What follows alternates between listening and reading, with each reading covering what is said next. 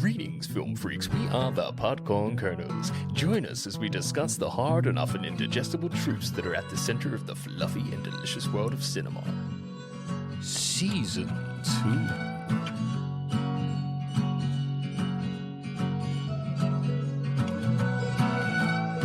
What's poppin', people? Welcome to the Podcorn Kernels podcast. My name is Adam, and joining me in your earholes is Harry. Say hello, Harry. She's threatening to leave me, Adam. She's threatening to take the kids. Help me, Adam, please. On today's episode, we will be talking about Heat. This is a 1995 film directed by Michael Mann and stars Al Pacino, Robert De Niro, and Val Kilmer. IMDb describes the synopsis as follows. A group of high-end professional thieves start to feel the heat from the LAPD when they unknowingly leave a verbal clue at their latest heist. Here is an original song to support the synopsis. A motley crew of testosterone. They have each other, they're never alone. Committed to crime every damn day. Ain't doing time, no fucking way. Slick looking dogs, Bobby De Niro. One driven cop, that's Al Pacino. 90s men, they get shit done. 90s men, no time for fun. 90s men, they get shit done. 90s men, no time for fun. 90s men, they get shit done. It's the first on-screen appearance by De Niro and Pacino. This episode was requested by Chad at Cinema Collect on Instagram. Thanks for listening, Chad. If you are a listener that would like us to cover a film you love, loathe, or love to loathe, do please get in touch. Let's start with some facts about the film. In an interview with Al Pacino on the DVD special edition, Pacino revealed that for the scene in the restaurant between Hannah and Macaulay, Robert De Niro felt that the scene should not be rehearsed so that the unfamiliarity between the two characters would seem more genuine. Michael Mann agreed and shot the scene with no practice rehearsals. Now, I don't know if they did it in one take, but the pure boy, simple soul in me wants to see two of my favourite actors do it in one take. I just believe that they did it one and done. No practice rehearsal, sat down, shot the shot, took the take, did it all in one go. I think if you know your lines, you can have a brilliant, random, non-rehearsed in one. If you know your lines, because it's natural, it's kind of a conversation. And the scene definitely reeks of naturalistic acting. Yeah. It's very natural. Their reactions, the fact that they offer each other a slight smile, sort of there is a respect among thieves. Yes. I think it was very naturalistic. And it's a great scene. And it's the first scene in their film history where they're together. Yeah. It's iconic, isn't it? Iconic. And it's really well acted. Yeah. I just love the fact that either one of them could be like, you know, we're at the peak of our powers. We're the two biggest names in Hollywood right now. Let's rehearse this. Let's make this really massive. Let's get this so rehearsed so it's perfect. Let's take loads of time. And they were both like, you know what?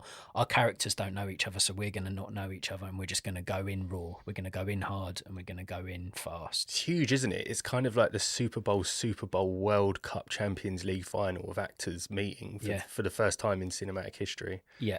And even after seeing it a few times and knowing that scene really very well, when they sit down at that table to have that coffee, I'm just like edging close to the screen, like, do it, boys, do it. And I know exactly how it's going to pan out, but I just love to watch it. It's one of the best. It's enthralling. It is. It really is.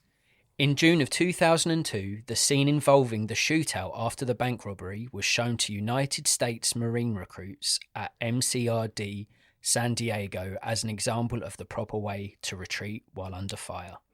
How cool is that? It's very cool. Yeah. Very cool. I know, so the SAS used to attack when they were being ambushed, outnumbered and under fire, because they thought, well, what would throw the attackers off more? Yeah. If, say, you're outnumbered, you're in a gully, it's to charge uphill while shooting at them. Well, it's such an odd way to do it. And if you watch the film, they're almost on the attack. Yeah. They're like a hedgehog or a porcupine. Like they've been attacked and ambushed, but the way that they fiercely assault outward to get out and escape is incredible. Yeah, that like progression through a threat is so smart to watch. And they say like attack is the best form of defense, don't they? Yeah. So I just love the thought that is done so well that the head honchos of actual training soldiers are like, this is how you do it, boys and girls. This is how you do it. Like, Incredible. watch these guys acting in this scene. That's how you do it if you come under fire, if you're under threat. It's just amazing. And amazing not thing. one of them guns sounds unrealistic. It is such a great scene. I mean, as cinema action goes, if that was the first time you ever seen Heat, let's say a year or two after it's come out and you've put on Heat, that scene would just blow your mind. The gun sounds are so real. It's incredible. I've been to gun ranges and they sound like that. It's like I'm almost wincing watching it. Love it. See, you speak of how realistic that is. I always thought when I watched that scene in particular, like all the police have like assault rifles. And that always seems weird, doesn't it? I always think, well, no, surely it'd be handguns. But then if they know that this is a high-functioning professional crime syndicate, it would be like taking a sword to a gunfight. You would think, well, they're going to be heavily armed, so we need to return in the light. Yeah, so the station, whatever station they're based out of, robbery, homicide or anything, there'd be obviously patrol cops there as well. There would be an armory in there, and I suppose it would kind of be like what suits the situation. Yeah. Kind of like a hero going into his cupboard before he leaves. What do I want today? Or a Batman's outfit. Yeah. Today I need the throwing stars. Exactly. Today they adapted to them because they know from their previous heist at the start of the film that they've used assault rifles. And imagine they did take handguns to an assault rifle fight. It would be a very short conflict, wouldn't it? They'd get mowed down instantly. Trust a wop. Bringing a knife to a gunfight. Untouchables? Yeah, Dad. What a film. Heat is included among the 1001 movies you must see before you die, edited by Steven Schneider. Schneider! Yeah, it is. What did you like about Heat? What? Did you like about Heat? For me, it's one of the best crime thrillers of all time. There it and is. so, therefore, it is in my special list, the LA Darkness Anthology, copyrighted, which includes the following: Heat, Collateral, Nightcrawler, Drive, Training Day, To Live and Die in LA, Chinatown, LA Confidential, Pulp Fiction, and Falling Down. And Heat's probably, if not the best of all of them. I'm sorry, but what a fucking list. Yeah, I mean, it is. And I call it, I'm going to keep saying it, the LA Darkness Anthology. I want to be the person who came up with the idea to make a box set of all them 10 films. You should. Oh, it'd be so good, wouldn't it? And you speak at the start, an introduction by Harold from the Podcorn Kernels podcast. Yeah. And interlace it with that painting I showed you, that 1967 Alex Colville painting. Describe it for the listener. So it's a guy looking out across the bay in his really like 80s Art Deco sort of house, and there's a gun on the table. And in this film, they recreate that painting with De Niro coming into his house, but it's done at night, his shot, but the painting's in the day. But I'd have the DVD case painted like that, with all the different films, with maybe silhouettes of all the main characters, the Falling Down one and that. I just love gritty LA. It's there's something to it. It's the music. There's a pulsy music to LA crime thrillers, which I just adore. Is your love for it, does it lie in the fact that LA's known for its glitz and glamour, for like stardom, celebrity, all that thing, but its underbelly's quite steeped in crime and gangland culture, and there's a dark side to LA, but in layman's terms, to us Brits over here, LA is the place you go if you want to go and make it as an actor, as a writer, as a performer. I suppose, yeah, it's odd, isn't it? It's almost meta to set films in the place where they're filmed. So it's strange in that regard. But LA's a bit of a melting pot culturally. It's hot, it's quite exotic, but at the same time it's wide, it's big. They talk about that in Marriage Story. So in New York they build up, and in LA they build out. It's an exceptional setting for crime. I didn't know that. So LA's got some girth to it. There's space to LA. So they're sort of like the LA skyline, you could say. It spreads out. It's not like dense, but Manhattan, New York is dense. It goes up. It's so crowded. It's like London, because it's one of the oldest cities, because the East was settled before the West. So in California, there's a lot of space. Remember in Marriage Story, there's so much space out here. I have to talk about the fucking space. It's just, I don't know. Well, Michael Mann's kind of responsible for it, really. When I think of, he sort of laid the groundwork for how you can set an exceptional crime thriller in LA. Yeah. I mean, you can't look at, Collateral is his anyway, but you look at Nightcrawler and Drive, you smell it. Like, there's no Grand Theft Auto 5 without Michael Mann. It has got a very unique feel to it, doesn't it?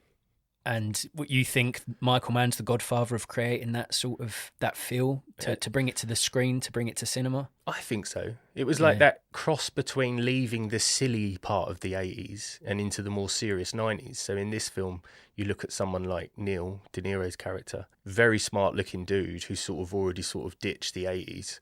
But then you look at fucking Henry Rollins' character in it. It's got a tight little black shirt and his dimple chin. He still looks like he's kind of in the 80s. Henry Rollins in this is the most thumbest looking thumb man I've ever seen. There is no differentiation from his head to his neck to his shoulders. It's a can of meat. He's pure spam. He's pure tin of cat food. He really is. Yeah. He really is. And a very odd choice. One of my dislikes, but we'll get to that. We'll get to him later. We'll get to that. Yeah, so for me, it's one of the greatest crime thrillers of all time.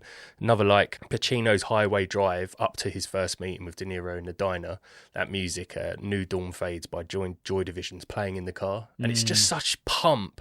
Like Pacino gets off the chopper, takes a car, and that music just kicks in.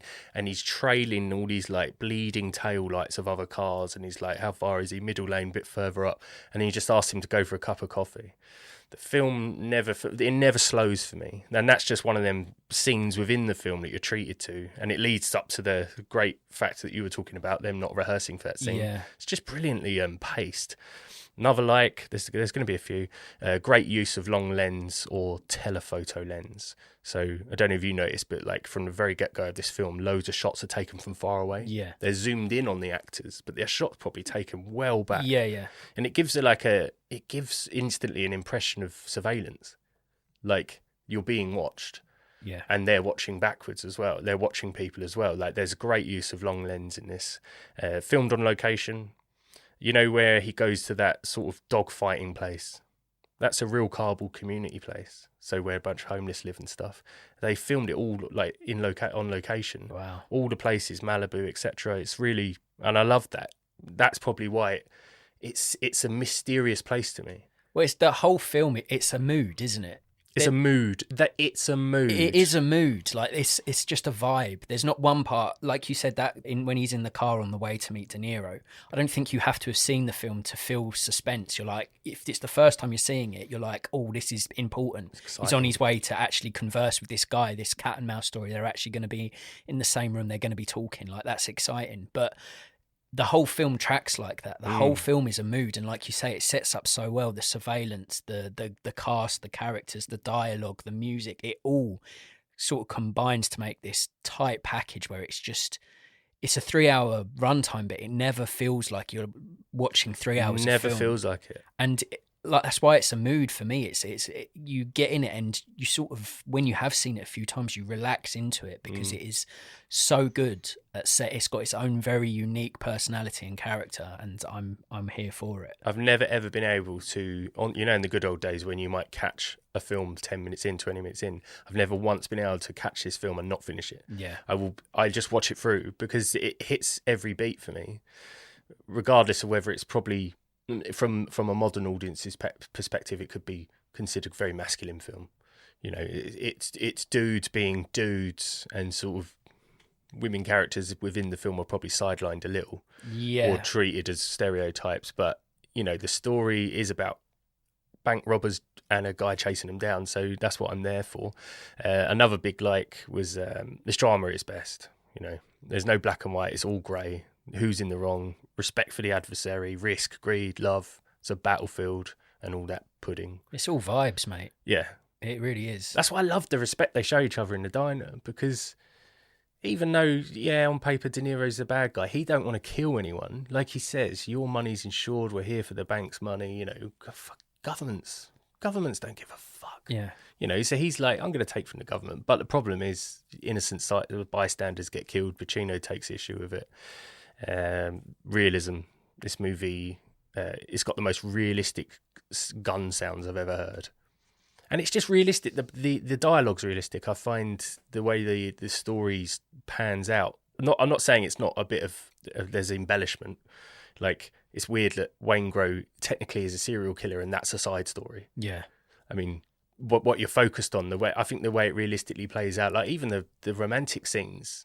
They're quite realistic. They're not over the top. There's not They're kind of like how you would expect later in your life if you did meet someone and you were single and you were in your mid-40s, how it would play out like that. Yeah. Yeah, man, there's so many things I could say about it. I've always adored the film. Yeah, I mean, but before I haven't seen this for a good number of years, so I'm glad that Chad suggested for us to do an episode on this, because it's been that long that sitting down and watching it again, it felt like I was watching a brand new film. When I saw this last, I was probably a teenager. Wow. So it's been a long, long time, and I remember loving it as a kid and, well, as a teen, and revisiting. We've spoken about it before on this podcast, the damages of nostalgia. I was kind of scared to watch it because I was like, I really remember loving this film. Is it going to be dated? And like you touched on, it is dated in the sense of how female characters are written. Some of the side characters, not the cast where you would know their names, people with very little roles, can be a bit distracting. These tiny, minute details do date the film, but for the most part, it's still a great pace, great written, great directed film that I just love to escape into. I don't think it dates the film. I think it dates the politics of now. So it's not out of this world to suggest that it might be a disgruntled wife because her husband hasn't come home. Well, of course. That can happen. I mean, you're totally right, and that's not unbelievable, but when all of the female characters are exactly the same in this, that's when it's a bit of a problem. Yeah, because Portman's suicidal young teenager who's not getting the attention she deserves from her parents. So, yeah, I mean, I get it, but it would have been guilty for me. It would have been almost been Oppenheimer-ish. You know, the guy's building a nuclear bomb. I don't need to see Emily Blunt's disgruntledness with the fact that he's come home late and she's been stuck with the baby. I think we're trying to end a war. We're trying to end it because Japan are fanatical and they're going to fight to the end, and hundreds of thousands of American soldiers are going to die taking the mainland. I'm trying to build a bomb to end that. Yeah. And it's like, you weren't home.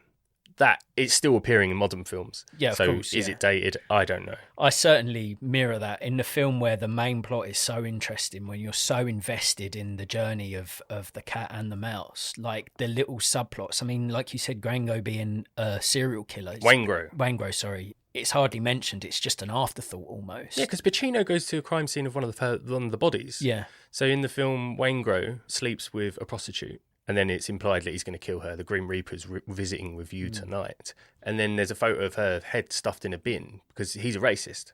Yeah. I mean, he's covered in Nazi swastikas and SS tattoos. Like, I don't know why anyone would go with that dude. No. That's a big flag, by the way. If you ever see a Nazi swastika on a dude's chest and he wants to plant one in you, say no. Yeah, go look even elsewhere. For the monies. Yeah. Don't do it for the monies. Not worth the risks. It's not worth the risks. Yeah, it's strange that that's almost a side story. Like, he knows. Like, you look at De Niro, this guy is a cold, calculating, smart man who doesn't want to hurt people, but the risks of the job, some people die. Then he's got these girls, prostitutes, that are being murdered by a guy who's clearly a racist serial killer. And it's like, that's a side plot. Yeah. Isn't that strange? A little subplot. I think you could look at it as Pacino's character is so desperate to find the culprits, De Niro and everyone, that he's got tunnel vision. Yes. He's so focused that there can even be a serial killer of young women out on the loose, but he's so focused on catching De Niro, he's obsessed that he's not even giving it credence. He can't pay attention because he's so focused. Well, his bosses, and therefore their bosses, and then you go to the State Department, you go to the government itself, would rather he caught bank robbers than a guy that's killing lowly prostitutes. Sad, isn't it? Yeah, I mean that's how I read it once, but it could have changed. So they're basically saying finance is more important than life. Yeah, money's more important than mortality. Yeah, because if one person does it, the whole rotten place will tumble down, won't it? If they think it's all fear, you got to put fear in people. People dying, like serial killers, they only really act on stuff when it starts to hit main news headlines. Yeah. Yeah, Dad. Got any more likes for me, or shall I go on to mine? Oh, good. Yeah? Well, the thing that stands out most for me is just the cast. Just look at some of the big hitters in this one, man. Robert De Niro, Al Pacino, Val Kilmer, Tom Sizemore, Jon Voight, Natalie Portman, Hank Azaria, William Fichtner, Ted Levine, Wes Studi, McKelty Williamson. Tom Noonan. Yep. Yep. I mean, there's probably at least 4 or 5 more that I could have thrown in there. Heat features some of the creme de la creme of 90s cinema, and though this list decreased in quality as I went through the names, each time a new cast member popped up, I took great joy in pointing at the screen and going, it's that guy. I like that guy. And because it's been so long since I've seen the film, I know, obviously, Pacino, De Niro, and Kilmer are in it. And Portman, but then as the screen time, as it kept going, I kept noticing more and more side actors, supporting cast, and I was like, fuck, I forgot they were in there. I like him. I haven't seen him in ages. He's brilliant. She's great. He's brilliant. And I just loved, like, it was a welcome trip down memory lane because I completely forgot. Yeah, Voight's brilliant as the handler. I think he plays a really good, mysterious sort of guy who's got his like morals in check, but he's a great handler in it. I think it's Tim or Tom Noonan, I can't remember, but he's the guy on the porch that gives them the bank job. So he was the main bad guy in Manhunter, another Man film. And he was also the Dirt in House of the Devil. He's great. He's so tall. He's such a tall actor. Brilliant. I would have loved to have seen him in more. He's he's a very, very interesting actor, that guy. Yeah, great list. And I'd say out of all of them, the one who's fallen most from grace, judged on his films post Saving Private Ryan, is Sizemore. Yeah, he has done some shit. He's unfortunately no longer with us, but I know that his private life was, I mean, the guy liked to party. He had a questionable private life, and it's a shame. He's one of those actors that I watched in this and I was like, he's brilliant. He's so good. I mean, he's great in Saving Private Ryan as well. He's True great Romance. he's great in so many things, and he's this really unique sort of quality in a film, all the films that he's in, and it's just such a shame because I tend to agree with you. He could have been in so many, I mean, he is in loads of incredible things, but his career could have been even more impressive if he maybe was able to stay on the straight and narrow, and it's just a damn shame. It is a shame. I know he got picked up for some really dodgy World War II films, like budget ones after Private Ryan, because obviously he was huge in that. Well, and he is as good. He's a great actor, but it's weird, isn't it? Some actors hit points and they start picking films that are really weird. Like Adrian Brody's, case in point, is one of the strangest actors on earth. Yeah. What was that bloody Dragon Blade film he did with John Cusack and Jackie Chan? I think it was Jackie Chan, I can't remember. That was one of the worst piece of shit I ever saw. Yeah. And it's Adrian Brody, the guy who did The Pianist. Yeah, and he is incredible, deserving of the Oscar in The Pianist. Exceptional. Yeah. With Sizemore as well, like you said, he did Saving Private Ryan, and then it felt like he was contractually obliged to be in any single war film that was ever made. Like, there's Tom. Like, it started to think, like, does he know that he's not actually in war? Yeah. Does he just turn up to these sets and thinks he's still fighting? But a tragedy that he's no longer with us. Yeah. I also love that it's a film that's just a complex and captivating crime caper, and you touched on it earlier. But going into this, I was worried that Heat was going to be yet another film ruined by nuisance nostalgia. And not only did this one withstand the test of time, I still think it's fucking brilliant. Like I mentioned, I saw it so long ago. Revisiting it was like the first time watching it again, and I thoroughly enjoyed escaping into a big dick swinging, alpha male congested, good old fashioned cat and mouse thriller that is still to this day suspenseful, satisfying, and super slick. And like it is still all those things. It still stands the test of time. Like, I've watched it twice for the podcast in the space of a couple of weeks, and in a couple of weeks' time, if my partner said, I would like to watch Heat, I haven't seen it, I'd happily sit there and watch it again. 3 months. 3 months good. Yeah. If someone said to me 3 months, and I'd be like, it would be, again, I'd be all in it again. Too soon if I watched it in a couple of weeks, probably. Because I've already got my fix. It's like having a cigarette and then having another one. I don't smoke anymore. But I'm saying it's like, to chain smoke's not enjoyable. I think if I was to watch it with someone that hasn't seen it, I'd be excited to watch it again to see their reaction, because that's something I love to do. If it's a film that I hold dear, I like to show it to someone else. And I mean, you've witnessed it. You've been subject to that. I sit there and I watch the person that's watching the film because I'm showing it to them. Do you ever beat off when you're watching and watch the film? Yeah, but they would never know. No, you're doing it tantrically. I don't have to just in the mind. I don't have to touch it to milk it. Is that that's the great saying. Is that the saying of your superhero? No, that is my superpower. Superpower. Look at me in the eyes. I'm looking. Just finished. Oh, Dad. Yeah. Clean up on aisle 12. Final thing I liked, well, it's not the final thing, but one of the big three big hitters of things I did like about it is the classic De Niro versus Pacino. How can you not? It just feels great watching two of the best actors to ever do it go head to head. They don't spend much time on the screen together, but they don't need to. Both got full license to play the sort of characters we love to see them play, and the similarities between the two characters, the weird mutual respect and the diner scene alone all combine to make the pairing of the two one of the most iconic double billings in history. Mm-hmm. I can't think of a double billing out of two actors at the peak of their powers that has bettered it since. Before, I think it'll take a lot to get two at the very top of their game. Maybe DiCaprio and Pitt in Once Upon a Time in Hollywood, but I don't know. That is a huge one, really. Yeah. That is huge. And as the years go by, I think that film will grow in popularity. I think it will become iconic, especially when they get older, like Pacino and De Niro have. You look at what they're doing now and compare it to what they did in Heat. It's universes apart. It's another great LA film. Yeah, it is. Another great LA film. Yeah, it is. Would you add it to your list? I don't know, because it's not as dark. Even though there's dark things happening, it's so honey hued. I'm talking about almost a specific time in history, the bridge between the 80s and 90s. Yeah, which really has that Vice City feel to it. It's like an evolution. Well, Vice City exists because of films similar to this and like Scarface and stuff. And then you go into Grand Theft Auto 5. Grand Theft Auto 5 is literally based off of Heat. Yeah. The whole premise of it. The only thing that isn't is the hick who lives up in the hills and fucks pigs. That's the only part of it that's not from Heat. Yeah. Yeah. I don't know. I think a pig fucking hick would add to the film. Oh, maybe he based on Wayne Grow. Tattoos. But wait, he's southern sounding. But Wayne Grow's an absolute abysmal human being. The long hair but balding top. Yes. Which is another vibe, by the way. Yeah. I don't know. When all of mine goes off the top, which I don't think's far but you keep the sides. I'm gonna grow that dog. Oh. Yeah, and a tash. Growing the bangs, but you've got like an empty egg at the top. Yeah, I think women love it. Growing it. Yeah, they love smacking their head. What didn't you like about Heat? The inclusion of Henry Rollins. Here he is. Why? The man is a can of meat. A thumb meat can. I mean, what is he? He's a punk rocker, metal musician, spoken word artist. I think the actor part it's like Garth Marenghi. It's like the last part. Doctor, enthusiast, actor. I don't like him. I'm not saying there's nothing. Okay. He's the distraction. Watching him in this, I'm like, he looks like a meathead henchman. It was like, we need to have someone as a right-hand man that's just there for bodyguard muscle.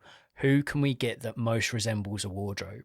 Exactly. And there was like, give Rollins a call. Because there's no... I mean, as he's got older, he's not so thumb pack ham-like. He looks better for acting now. Yeah. Because he doesn't look like he was made in a 3D printer. He grew into his face. Or his face grew into his body. No, his skin retracted and we found his skeleton eventually. Yes. He's too much. I don't think he's good enough to be in this film as an actor, because he's everything else and an actor. Yeah. Which is a bit... Pick a lane, mate. It's just... I don't think he should have been in this film. Okay. I think that should have been a very nondescript, sturdy bodyguard, but not Rollins. Yeah. Jesus. Not Rollins. Less slab of pate and more just someone who is welcome on the screen. Yeah, it's like, you know, when you take your sleeping bag out of the bag, a brand new one, it's like, look how well packed it is.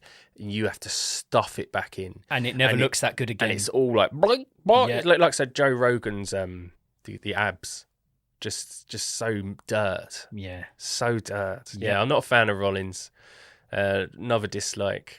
A better recruitment screening. I mean, Wayne Grow's covered in Nazi tattoos.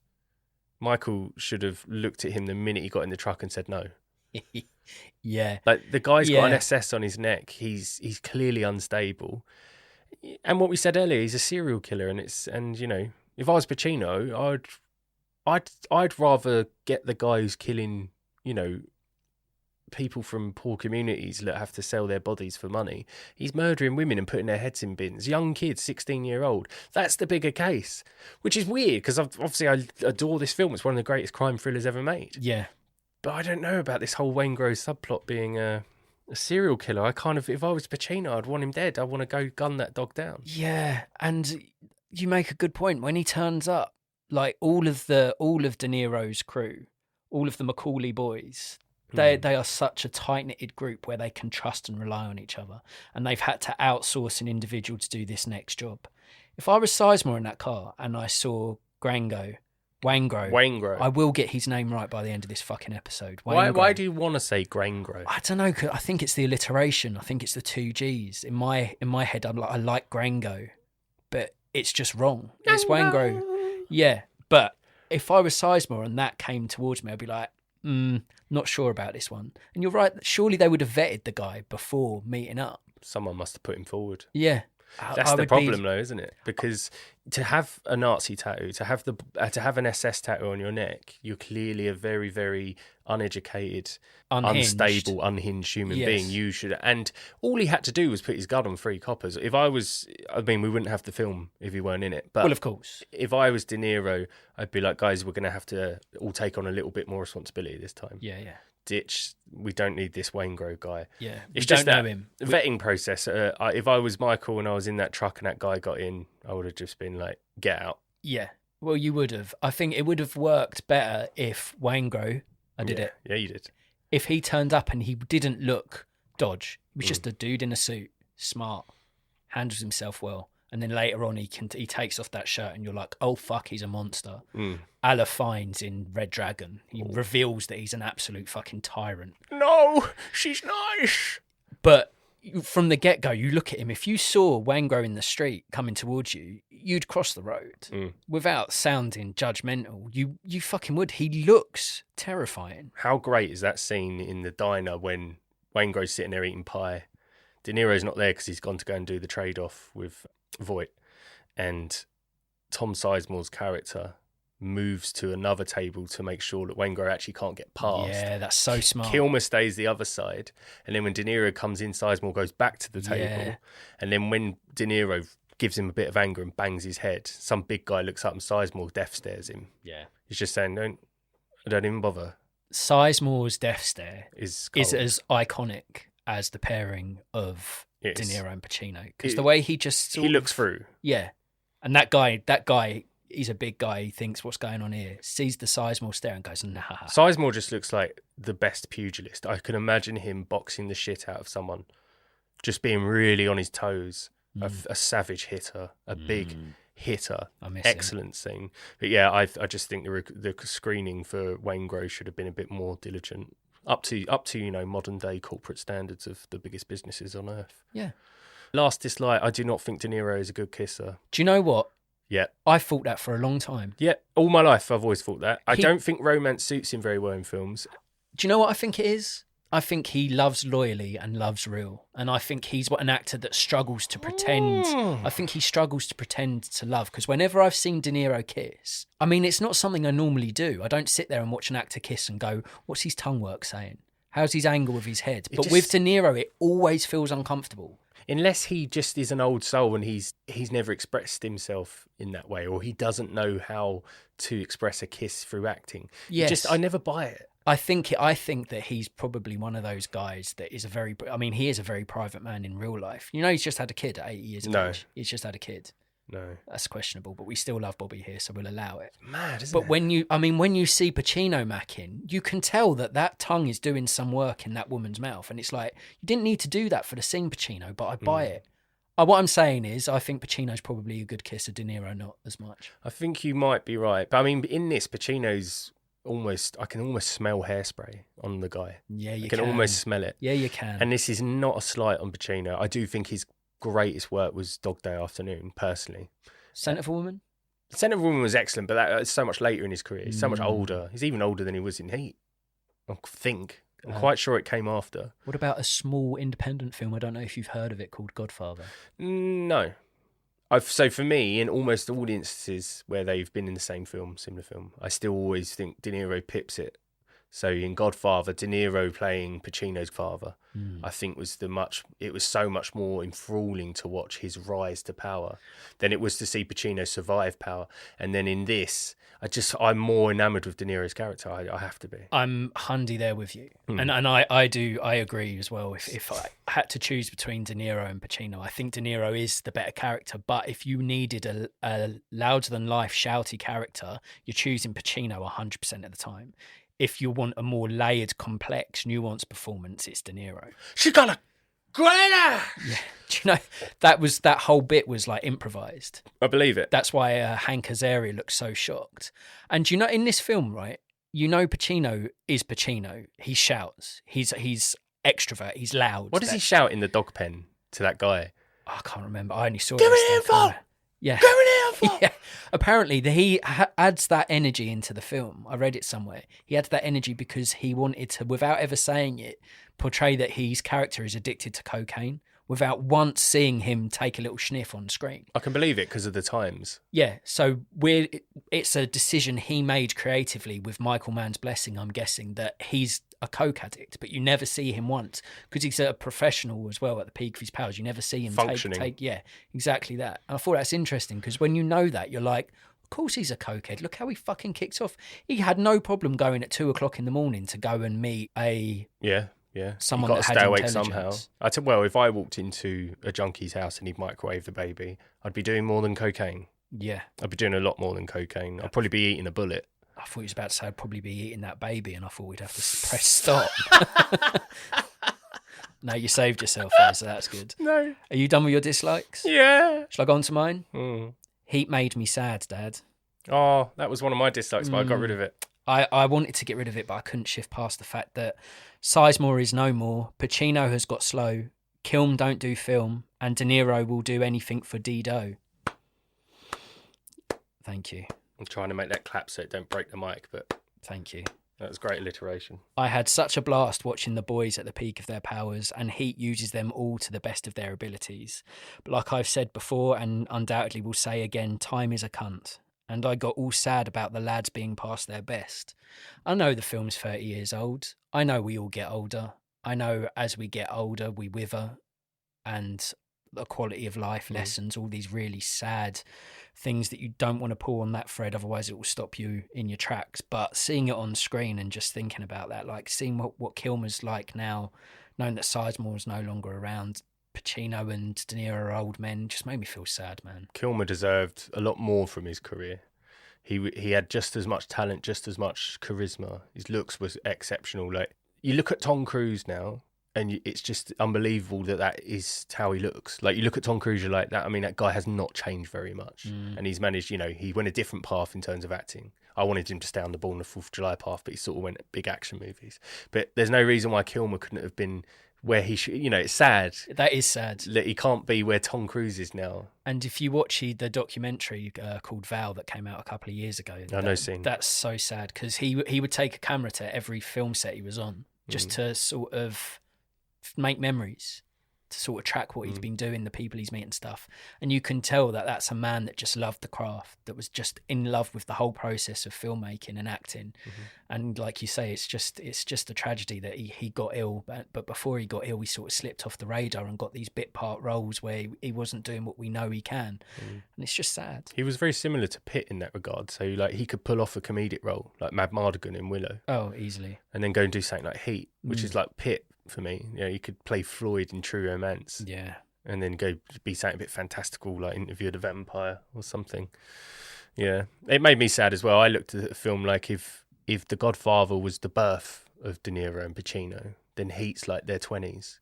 It's like the party years. Yeah. And then you get the sort of the last curtain call is like The Irishman.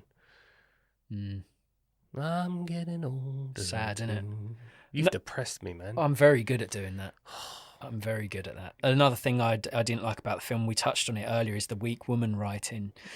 I know it's indicative of the time, and 90s blockbuster cinema wasn't the best for well-rounded female characters. But that being said, the women in this were resigned to being bitter beauties that were given nothing to do but bitch and moan about the busyness of their respective bad boys. It takes courage, though, to cut your femoral artery. Didn't it?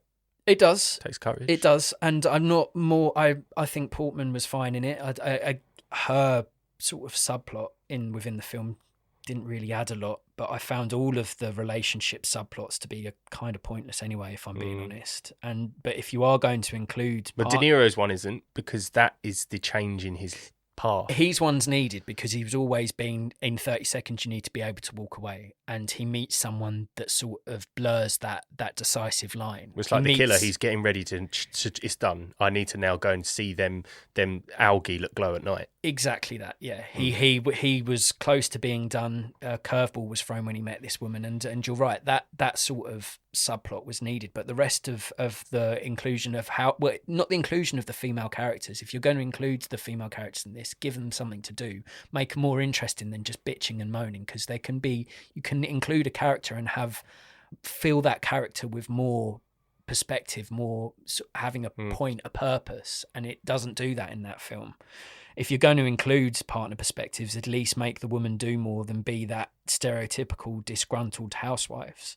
And I guess I just wanted Mr. Mann to write a good woman character. I'll give you that one. Yeah, I mean, scraping a barrel a bit. After your excellent listing of the boys. Yeah, no, that was still okay. That was okay. Well, I'll take it. They can't all be big hitters. They can't all win. I agree with you to a degree in regards to the female writing in it. And it's only now watching it, being 36. Obviously, watching that in the 20s, you couldn't even have said that to me, and I'd have been like, shut up. Yeah. I wouldn't have cared. But watching it, I don't know. It would be nice It would be nice to see, say, Pacino's love interests. I don't think it needed the Portman Pacino love interest issues. I probably actually would have preferred it if he was a loner.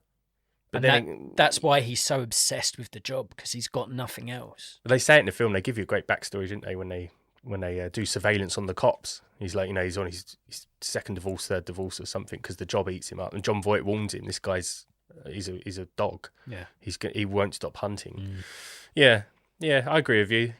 It's mostly the you're never here, you're never home for things. I'm just like, come on, he's a homicide cop. But like, do something else with the female character. Do something else, not the oh my god, even though I knew this when going into this relationship, you're being a bit of a dickhead. Like we've seen it, it's done, marked as red. She so wants De Niro's attention to the point that she cheats on him openly. Pacino, and forgets that her daughter's really struggling. And her ignores. daughter tries to kill herself. Yeah. I'm like, it's another huge subplot up there of Waingro being a serial killer, and it's quite clever, really. Yeah. It's almost like where the camera's passing through a story in LA, you're getting a story, but there's other stories that you could go look into. I don't want to. I'll stick with this one. Yeah. I mean, you're right. You could do a movie about Waingro. Yes. You could do a movie about the relationship between Pacino and his wife and the struggles of that. But in a film where it's just unapologetically alpha males swinging their dick about, I'm not saying I don't want women in it, but I'm here to watch that group of lads just fucking take names, fighting it out, good versus evil, cat versus mouse. You definitely had female cops, so I don't know why they couldn't have included a female cop in that crew. Yeah, it's not in the crew in Pacino's task force. Definitely, that might have helped lighten the load on the poorly developed characters. I'm surprised in your facts you didn't mention that Mann's making Heat 2 with Driver. Was that not on IMDb? But that wasn't even in my own. Oh no, I do know they're doing. Yeah, Michael Mann. I didn't know Adam Driver would do it. Michael Mann's making Heat 2 with Driver. Is it? It can't be a continuation. I don't know. It can't be. Driver's not going to be. De Niro didn't have kids. It's not. He's not playing Val Kilmer. It's not a prequel. I think Heat is the setting. Okay. Heat's the setting and the discipline. It's going to be a different story set in the Heat universe. But you might as well have called Collateral Heat 2 then, if it's just set in LA and it's about crime. Because I know there's a second novel. I know there's 2 books. I didn't know there was a novel. Is this based on a book? Well, this information is based on what Chad told me, who requested the Look episode. at us giving each other stuff. Thanks, Chad. Yeah. But final dislike about it is kind of petty, but I'm going to include it. Tom Petty. Free falling. I didn't like that a mastermind criminal is called Neil. Now, that's amazing. Is he, though? No disrespect to the Neils of the world, but it's not a threatening name as far as I'm concerned. No, Neil is a manager at DMV. Yeah, and like Neil. It's like, we got to get this criminal mastermind. Like he's head of an operation that are so tight. They're so good at what they do. They're like the masters. Like, what's his name? Neil. Well, hold on a minute. I'm with you, but then I just realised Neil Armstrong, Neil Young. There's some Neils. Yeah, and they're all doing good things. Yeah. They're not badasses. I mean, they're Neils. No, they're Neils. Not. Well, I don't know. Neil Armstrong, man, was a combat test pilot. He's a bad ass, but he's not doing bad things. Yeah. Wangro. If you say to me Wangro, That name, I'm like, that doesn't even seem like a name or a word. I reckon it's bad. it's memorable though, isn't it? Yeah. Well, not for you, but Well, yeah, apparently what's only your name? not me. Yeah. Wingro. Yeah. It's a weird name. But I also didn't like that the whole operation was put in jeopardy by the use of the word slick. Slick. I'm like, I thought Slick was Wangro's nickname because Sizemore says to him, "Hey, Slick, no, you see that shit coming out their ears?" he just calls everyone slick. And that's why how he's called Slick. That's how they sort of get onto who these people are. And I'm like, is slick such a unique, bespoke word that they're like, one guy's used it in a criminal offence and that has then got back to the police, go, I know a guy that said slick, and that's how they've managed to catch them. Well, they hear the word Slick, they can't follow that lead until the dude from Ace Ventura, Ace, come on, man, you got it. That guy. I don't know. I can't remember. It's only when he slips up and says Slick, and then Pacino's attention's drawn to it. So it's perchance. That's what I mean, though. It's like just that. Like, if he didn't say that one word, like, you wouldn't have caught him. And then I just don't know. I'm picking holes in it, basically. Yeah, if I'm saying a dislike is the use of the word slick and the name Neil. Neil. Then, yeah. But that's his name for his alias at the time. He needs a new identity to leave the country. His name's probably not Neil. What do you reckon it is? Vincenz. Now that's a name that you would think could be a problem. Albert. Nah. I like Vincenz. Vincenz. I've got some questions if you're interested. And What are your top 3 Michael Mann films? Heat, Collateral, and Last of the Mohicans. But he's got lots that I love. Loads. But I think them 3 potentially for the rut, they're paced so well. What I give Mann, which I can barely give any other director, is he paces films masterfully. Top Man, literally. Yeah. The pace, everything. They always tend to build up to a great crescendo, which they do in all 3 of them films. I think he's the master of pace. Yeah, he is. Yeah, he is. The pace master. Yeah. CO2 of those 3 are the same for me. Heat and Collateral. They're just immense. What's Trez then? One that you probably won't agree with, Public Enemies. Nah. I just liked it, man. But I like that sort of whole era. There's depth for me. Yeah, I think he's quite good in that. He's not his usual, oh, look, I'm an oddball character. He plays it quite straight-laced. I quite liked it. Yeah. Quite liked it. Give it another sniff. Yeah. You might like its scent. Yeah. Yeah. Which 2 actors currently working today would you like to see take each other on in a classic cop versus robber film?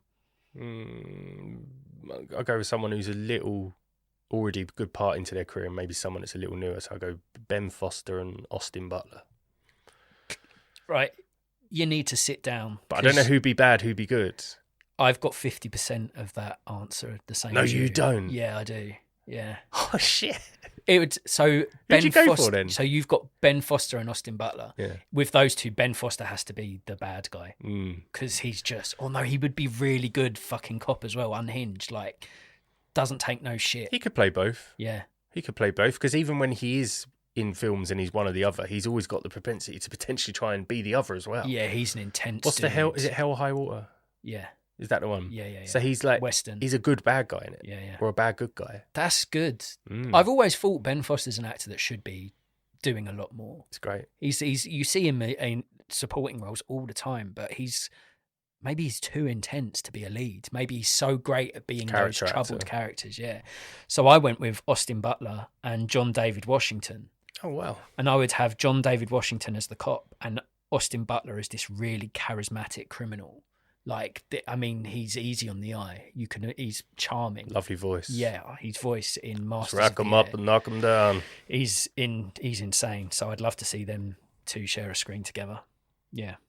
Final question. You are in charge of putting a team of actors together to rob a shit ton of money in real life. Who are you choosing and why?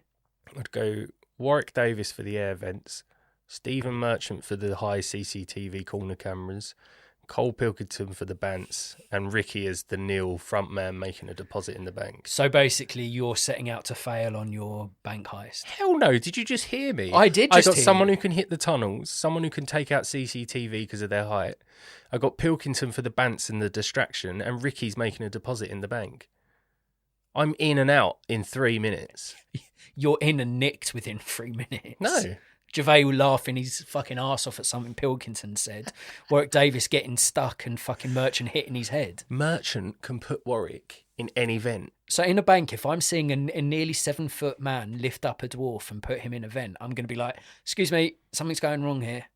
There's no... Wait, no, but now you're talking about the finite details. You just told me to pick a crew. You didn't tell me to give you schematics. Okay, I like the crew. It's a good crew. I've spent There's hours logic. of my life enjoying them as a group. Well, And they work well together. Yeah, but there's logic. There's logic there. Ricky is a millionaire. He's suited up. He goes into a bank to make a deposit, right? In that time, Warwick's been put up there by Slam Merchant. dunked by Merch. Merchant goes and sprays the cameras because he can reach them. Pilkington is the distraction. Moaning to the security guards. Doing something. Yeah. You never see an old person eat a Twix or something like that. Yeah. All old people in China are 30. They're lying. Yeah. Like, the classics. I'm in and out in 3 minutes. The best Yeah. crew ever assembled. Yeah, I don't want to say mine now because you've swayed me. Go on, say it. I bet it's some shit. Go on, do it. Tom Cruise, Oh, because he's happy to put his life on the line. I mean, in he's films. the greatest actor in terms of stunts. Yeah, No so one does I it can like trust him. If we need to get somewhere, he's not got the size of Warwick Davis to help him, but he's got the nimble movements and he'll throw himself Not into far anything. off. Idris Elba, because for some reason in series 2, I've chose him for every single thing, for every question, so he's in there. Big brute, looks like a lad, want to hang out with him. And Ana de Armas. Now, if Carl Pilkington's a distraction, Mr. Armas Yeah. is a distraction. She would definitely be a distraction. A welcome Distraction. Yes. Indeed. So I just Elba, Tom Cruise. Do you know what, dude? If I was going to put my money in it, my crew are getting out of there with money and yours ain't. In a heartbeat. Tom Cruise has got an ego. Okay, but if it comes to a on foot chase, your crew's fucked. Yeah.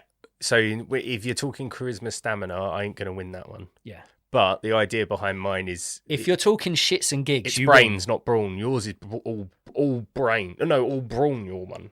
And like we said, heat is a vibe. Your crew is pure vibe. But definitely not heat vibe. No. No. I mean, if we're being honest to ourselves, neither of these crews are getting out with money. No, mine are getting out with money. Okay, we're going to have an argument about this after People never recording. do it, but if they could vote in whose crew, whose Ocean's 17 crew is more likely to achieve a robbery, mine or Adam's. And I definitely think mine. Okay. All right. Good. What would you rate Heat out of 10, please? It's still a 10 for me. Oh. It has to be. To be this old and to still hit so many notes. So don't get me wrong, Rollins, boo. Some subplots that don't get explored. Serial killer is quite big. It still hits. I still watch it and I still admire the filmmaking in it. Do you know what? If this film would have come out in 1954 and it was black and white, people would talk about it like they do Citizen Kane. They'd be saying it's one of the greatest films ever made. Because of its pacing, because of its vision, because of the long shots, because of the line delivery, the masters that are both in it. It's the first time, and probably apart from Irishman, where they both really pulled it off. I'm not a fan of the other joint ventures they did between them two films. Did they do Righteous Kill? Righteous That Kill. one rings a bell. The Righteous Kill, it was not very good. No. Yeah, I mean, I think you're right there. If you was to talk about epic crime films, I think Heat has to be included in that conversation. The other films you mentioned in what's your list called again for the listener? The LA Darkness Anthology. Yeah. Heat, Collateral, Nightcrawler, Drive, Training Day, To Live and Die in LA, Chinatown, LA Confidential, Pulp Fiction, Falling Down. I think it's a toss-up between Pulp Fiction and Heat to be the top of that table for me. So I've gone a bit less than you, slightly less in terms of rating. I'd give it a 9. Mm-hmm. It's still huge. It's still a fantastic film. And like I said, it was such a joy to watch this film 15, 20 years after I last saw it because it felt so fresh and so new. And for a 30-year-old film to feel that vibrant and fresh, all those things, it deserves huge credit. Yeah. That gives Heat a total score of 19 out of 20. If you like your crime capers to be classic, cool, and chock-a-block full of cream of the crop character actors, or if you have ever wanted to see many manly men directed by Michael Mann in a blue hue alpha extravaganza, then Heat could be a film for you. Heat is available to stream on Netflix. Consider watching this one if you enjoyed Inside Man, Dog Day Afternoon, and The Town. Should we play a game? Give it a name, give it a name, give it a name now. We birth a plot and then make a trailer. What the plot? Action! The only thing I have to prepare you for this What the Plot is an apology. Okay. That's it. So I'm going to say sorry now, and then I'm going to give you my What the Plot. You apologise a lot in What the Plot. Yeah, I've got that deep-rooted Catholic guilt installed into my DNA. So do it. Here we go. A pair of siblings, Bevan and Kevin, go to Devon for a weekend away. Whilst in Devon, Bevan and Kevin visit a 7-Eleven to buy some lemons. Kevin is busy looking for lemons in the 7-Eleven in Devon and doesn't notice that Bevan goes outside to have a smoke. It is here that Bevan is killed outside this 7-Eleven in Devon and is subsequently sent straight to heaven. Kevin suspects that the killer is their estranged older brother, Evan. Kevin sets out on a quest and flees the 7-Eleven to try and find Evan in Devon and make him pay for sending Bevan to heaven. Oh, okay. I wasn't expecting Devon. Nope. So the characters are Bevan. Bevan? Devon. Kevin. No, Bevan, Kevin. Set in Devon. Is there a third character? That's Evan. Evan, Bevan, Devon. Are they all boys' names? Bevan's a girl. Kevin is the brother that's gone to Devon with Bevan. And then the suspect murderer is Evan. Whoa. Okay. Why did you say it like that? Because I've never heard a synopsis that rhymes. So I wanted to give you Evan, Kevin. But that was and like... Bevan in Devon. A man was going to St. Ives. He met a man with 7 wives. 7 wives, 7 kittens, 7 cats, 7 wives. How many people going to St. Ives? Yeah, that's basically that's the vibe I'm going with. This is not a plot. It is a plot. This is a riddle. There is a plot there. Bevan and Kevin went to Devon, and whilst visiting a 7-Eleven in Devon, Bevan got killed outside the 7-Eleven by probably Evan. You've definitely given me a plot which I don't need to flesh out. Well, it's all there. The nonsense is on the page. The fact is, so initially I was thinking, I would have Ben Wheatley direct because it's set in England and he did a field in England and it was a madness. And Ben Wheatley is one of my favourite directors, not because all of his films are hits, but because all of his films are so different to the other films. So that's a great shout. I would definitely have him directing because it's Devon as well. I mean, at least he knows a little bit about it. Yep. I don't know who to apply any actor to, which name you put out there, but I'd put Ben Whishaw as one of them. Okay, the two Bens. Yes, Ben Wheatley directing. Ben Whishaw could be... So would you want Ben Whishaw to be Evan, who's the potential killer, or Kevin, who has gone on holiday to Devon with Bevan? I think if I made Whishaw the killer, it would be too similar to Serge. Right, okay. So I would rather have him as Evan. No, Bevan. Kevin. I'd rather have him as Kevin. He's gone on holiday with Bevan. Yep. Yes. And Bevan is his lover. No, it's his sister. Could still be his lover, if you're in my dreams. Okay, throw another spanner in the works. That's why he wants to get revenge for Bevan. It's his sister. Strange he's going on holiday with his sister to Devon. Is there a mum and dad involved, or are they of the age of Ben Whishaw? There's nothing to say Kevin and Bevan aren't twins, and they just love spending time together. This is a madness. It is, yeah. I would have... I'm gonna have Sheridan Smith as Bevan. Okay. Because she's a very British in-house actor. Not really done anything in the US, but she does England very well. Yeah, be it Manchester, be it Liverpool, be it London, she does England well. Yeah, she's in a lot of television shows over here. She's very popular amongst the TV shows in Britain. So all you have left to cast is Evil Evan. Callum Turner from Masters of the Air plays Major John Bucky Egan because he's another Brit and he's a big tall guy. I can see him playing a bad guy, and he kills who outside a shop? Bevan. Evan is a sibling of Bevan and Kevin, Bevan and Kevin have gone to Devon and are visiting a 7-Eleven to buy some lemons. No one goes on holiday to go to a 7-Eleven. But they did because it's the only one in Devon. It was convenient. And it rhymes, that's why it's there. That's why it's called a convenience store. Exactly, yeah. And Evan's a disgruntled sibling. Well, in my head, this really fascinating story is based on the fact that Evan is jealous that Bevan and Kevin went to Devon and he wasn't invited. So he kills Bevan while she's outside 7-Eleven to send her straight to heaven. Pedro Malvadar could have done this as well, but it's set in England, so I stick with Wheatley. I think Wheatley's a great shout. The man dips his fingers in all sorts of pies, and I think he would have a good time baking this pie. Yeah. I mean, I got to say, it is the most unique delivery of a plot. The maddest of stories. Well, the plot is very simple. It's just the deliverance of the synopsis. Because I was like, imagine like a rhyme for a synopsis. Imagine a sick rap, like reading it on IMDb, and you're like, Bevan, Evan, Kevin, Devon, 7-Eleven, and lemon.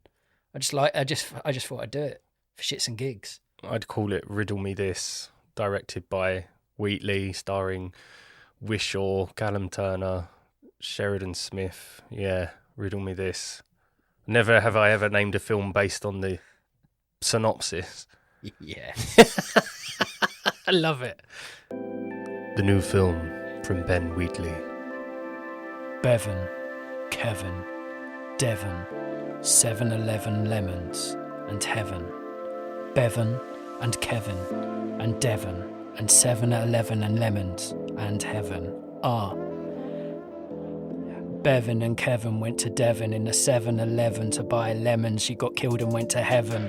Bevan and Kevin went to Devon, and Bevan and Kevin went to 7-Eleven to buy some lemons for their time in Devon. Bevan went outside 7-Eleven, got killed and went straight to heaven. Then Kevin went and hunted for Evan and Riddle Me This,